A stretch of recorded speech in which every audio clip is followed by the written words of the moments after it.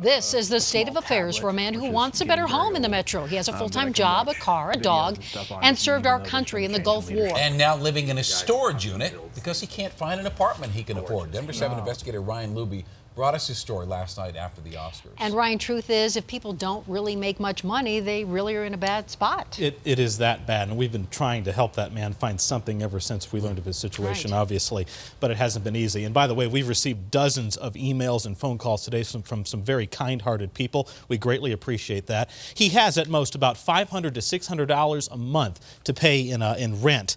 And you think, well, there's just got to be something. Well, we kind of thought so too until we started trying to figure out just how much anyone in his situation can actually get for their money.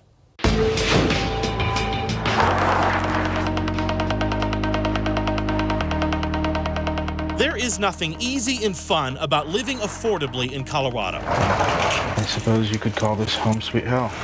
Just when we think we've caught a break, we haven't. What used to be a problem that was isolated just to low-income families is now an issue that more moderate-income families are dealing with. This is Sarah Reynolds, Executive Director of Housing Colorado. She says something's got to give. Well, especially when you have 1 out of every 2 renters now who are paying more than 30% of their income on housing. That's a huge portion of our population. This is where I live, and I have lived for about a year. That's exactly where Chris Klein would be if he lived in an actual apartment instead of a storage unit. But on his budget of $600 a month, apartments are tough to find. To prove that, we decided to give it a go metro-wide. Affordable housing resources do offer lists of affordable housing properties, but they all have waiting lists, some of them 3 years long. Traditional housing searches don't offer much either. The best we could find there were 2 rooms to rent, one in Thornton and one in Aurora. In order for Chris to actually get his own place, we learned he'd have to come up with roughly $750 a month, but all he'd get would be a studio in Denver, just 220 tiny square feet, or a 1-bedroom unit in Littleton or Aurora, much further from where he works downtown.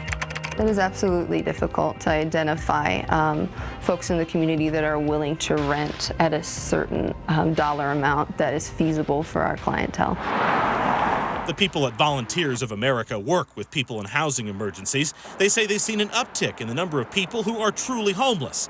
They say they are still able to rapidly rehouse many of them, but not all, and say it's getting more difficult long term. Yes, it's dire and it needs action right away, but there's also creative ways in which people are coming together in our community to problem solve this issue. One of those people is Representative Dominique Jackson. Everybody deserves a safe and an affordable place to live. The freshman lawmaker is about to introduce legislation that would create a new pool of funding for the Colorado Housing and Finance Authority, which would help developers build affordable housing and everyday people looking to actually buy a home. From entry-level teachers, firefighters, nurses, construction workers. In particular, for buyers, she's talking about people whose households earn 110% or less of the median income, such as a one-person household earning about $56,000 per year. And it's not just for the Denver metro area. We talk about the Denver metro area a lot. This is for every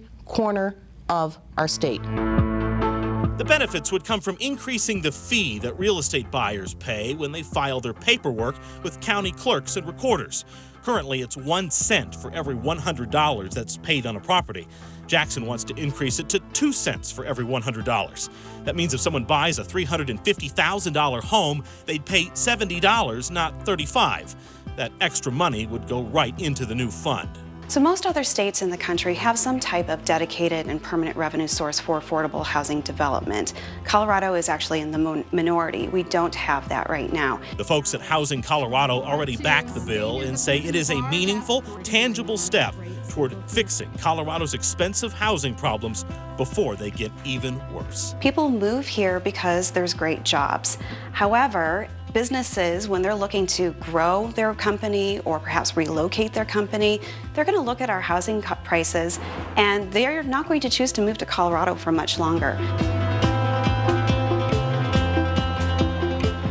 Well, here's something else that is just mind-blowing. The Denver Housing Authority offers assistance through Section 8, right?